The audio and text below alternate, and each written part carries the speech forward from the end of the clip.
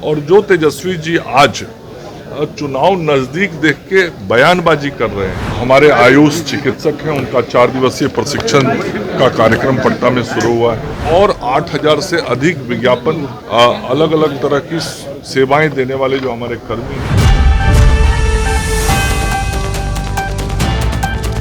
नमस्कार, मेरा नाम कृष्णा है। आपने देखना शुरू कर दिया है एकदम कड़क। बिहार सरकार के मंत्री मंगल पांडे ने एक बड़ा दावा किया है। जी हां दोस्तों, उन्होंने एक बड़ा दावा किया है। उन्होंने 35,000 नौकरी देने का बात कहा है। उसके साथ ही उन्होंने कहा है कि हमने बीपीएससी और बीटीएस को बता दिया है और उनसे मंजूरी ले ली है कि वो नोटिफिकेशन इसका जारी कर दे और 35,000 नौकरी देने का वादा कर दिया है उन्होंने।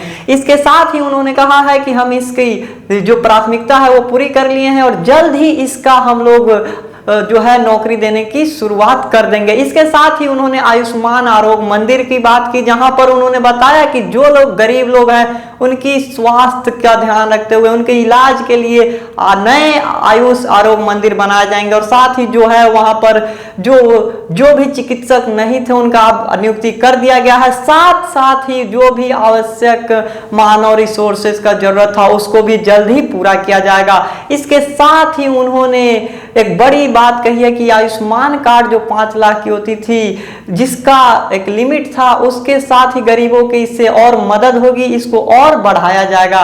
बिहार सरकार के मंत्री मंगल पांडे ने आखिर क्या कहा है, आइए देखते हैं। आज राज्य आयुष समिति के द्वारा बिहार के जो हमारे आयुष चिकित्सक हैं उनका 4 दिवसीय प्रशिक्षण का कार्यक्रम पटना में शुरू हुआ है और इन प्रशिक्षणों के माध्यम से हमारे आयुष चिकित्सक समाज में लोगों को बेहतर स्वास्थ्य सेवाएं आयुष पद्धति के माध्यम से दे सकें, इसका प्रयास होगा।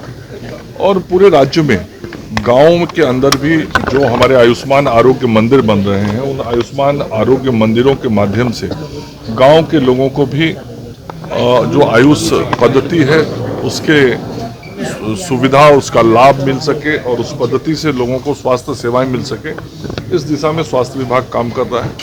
हमारे जो 294 आयुष्मान आरोग्य मंदिर बिहार में बनाए गए हैं, सभी आयुष्मान आरोग्य मंदिरों में जो आयुष के चिकित्सक हैं उन चिकित्सकों की नियुक्ति कर दी गई है और इन संस्थानों में आयुष पद्धति के साथ साथ योग क्रिया, हर्बल गार्डन, इन सारे चीज़ों की भी सुविधाएं उपलब्ध कराई गई हैं। इसके साथ ही अन्य जो एचआर की ज़रूरतें हैं, जो मानव बल का ज़रूरत है, उसकी भी नियुक्ति का काम पूरे स्वास्थ्य विभाग में चल रहा है और जो विभिन्न कोटि के मानव बल की ज़रूरत स्वास्थ्य विभाग में है, उसके नियुक्ति के विज्ञापन प्रकाशन का काम भी पूर्ण हो चुका है। 35,000 से अधिक पदों पर नई बहाली के लिए स्वास्थ्य विभाग के द्वारा जो अधियाचना बीपीएससी और बीटीएससी में भेजी गई थी, वह अधियाचना का विज्ञापन प्रकाशित हो गया। मतलब नियुक्ति की प्रक्रिया अब फाइनल स्टेज में है। अब बीटीएससी और बीपीएससी सभी लोगों का चयन करके विभाग को सूचित करेगा और अगले 3 महीने में ये 35,000 से जो अधिक नियुक्तियां होनी है वो नियुक्तियां पूर्ण हो जाएगी। उसमें स्वास्थ्य विभाग की ओर से जो नियमित नियुक्तियां हैं वो हैं और एनएचएम के माध्यम से जो राष्ट्रीय स्वास्थ्य समिति के द्वारा नियुक्तियां की जानी है वो है। इसके अतिरिक्त बहुत शीघ्र अगले 15 दिनों में और 8,000 से अधिक विज्ञापन प्रकाशित किए जाएंगे, जिसमें अलग अलग तरह की सेवाएं देने वाले जो हमारे कर्मी हैं उनके नियुक्ति के विज्ञापन होंगे। तो एचआर की जो नियुक्ति स्वास्थ्य विभाग में करनी है वो कार्रवाई बहुत तेजी से चल रही है और कुल मिला के आयुष सहित समस्त स्वास्थ्य व्यवस्थाओं को हम बेहतर करने में लगे। सर, तेजस्वी यादव कह रहे हैं कि सत्ता में जब आएंगे तो दाढ़ी का को उद्योग का दर्जा देंगे, फ्री कर देंगे। नहीं, देखिए, मैं ये बताना चाहूँगा कि ये जब कानून बना था, नियम बना था, उस वक्त वो सरकार में थे और सरकार ने जो प्रावधान बनाए थे वो उसके अंग थे। उनको क्या उस वक्त वो सारे चीजें ध्यान में नहीं आई जो आज वो बयान दे रहे हैं? उस वक्त सभी राजनीतिक दलों ने, सभी पार्टियों ने शराबबंदी का समर्थन किया था। बिहार के महिलाओं की यह मांग थी माननीय मुख्यमंत्री जी से, और बिहार के महिलाओं के मांग पर माननीय मुख्यमंत्री जी ने सभी दलों की सहमति पर उसका निर्णय किया था। और भारतीय जनता पार्टी ने भी सदन में, और एनडीए जो हमारा उस वक्त का भी एनडीए था, उसने भी पूरा समर्थन किया था। और जो तेजस्वी जी आज चुनाव नजदीक देख के बयानबाजी कर रहे हैं, उनको उस वक्त की सरकार में उप मुख्यमंत्री का दायित्व मिला हुआ था, तो क्या उस वक्त वो बिना पढ़े समझे जाने सभी चीजों पे हाँ बोले जा रहे थे? या तो वो माने कि मैं नासमझ था, मुझे मालूम ही नहीं था कि सरकार में क्या हो रहा है। लेकिन बात ऐसी नहीं, वो सब समझते थे उस वक्त भी, आज भी समझते हैं। उनकी कतई मंशा उस समाज के हित की नहीं है। उस समाज की हित की चिंता तो वास्तव में मुख्यमंत्री नीतीश कुमार जी को है, जिन्होंने उस समाज की चिंता करके बिहार के लिए एक विशेष नीरा की योजना बनाई।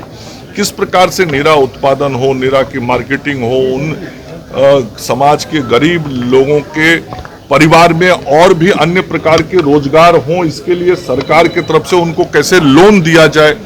उस समाज के लोगों में तो आज खुशी है, जो जिस समाज के लोग ताड़ी का काम करते हैं, आज वो समाज मानता है कि माननीय मुख्यमंत्री नीतीश कुमार जी ने उनके परिवार के विकास के लिए नई योजनाएं बनाई, नया कार्यक्रम दिया, उनके परिवार को रोजगार के लिए सरकार की तरफ से साधन सुविधाएं उपलब्ध कराई, जिसके कारण आज उस समाज का पूरा समर्थन लगातार मुख्यमंत्री जी और एनडीए को प्राप्त रहता है।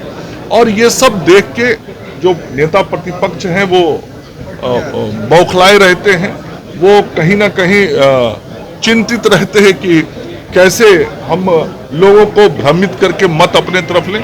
तो ऐसे बयानों से उस समाज पे कोई असर नहीं पड़ने वाला, क्योंकि समाज जानता है कि वास्तव में जो ताड़ी का उत्पादन करने वाला समाज है, उस समाज का असली हितैषी कोई है तो वह बिहार के मुख्यमंत्री श्री नीतीश कुमार जी हैं। उस समाज को आर्थिक रूप से आगे बढ़ाना यदि कोई चाहता है तो वो नीतीश कुमार जी हैं, एनडीए की सरकार है। इसलिए तेजस्वी जी जो बयान देते रहे कुछ असर नहीं पड़ने वाला। तो जैसा आपने देखा कि उन्होंने कहा है कि अब गरीबों की और भलाई होगी, और ऐसा कहा जा रहा है कि इस वर्ष बिहार विधानसभा की चुनाव है और सभी राजनीतिक दल इसकी जितनी भी फायदा है ज्यादा से ज्यादा उठाना चाहते हैं। इसी बीच अभी एनडीए की सरकार है, वो लोग 35,000 नौकरी दे करके वो अपने सत्ता को और मजबूत बनाना चाहते हैं और फिर से चाहते हैं कि उनकी ही सरकार आए। ये तो भविष्य की बात है कि सरकार किसकी आएगी, लेकिन उन्होंने अलग अलग काम करके लोगों का ध्यान अपने तरफ आकर्षित करने का प्रयास कर रहे हैं। इस 35,000 नौकरी के बारे में आप अपनी राय कमेंट में बताएं और ऐसे ही खबरों के लिए हमारे साथ बने रहे और देखते रहे एकदम कड़क। धन्यवाद।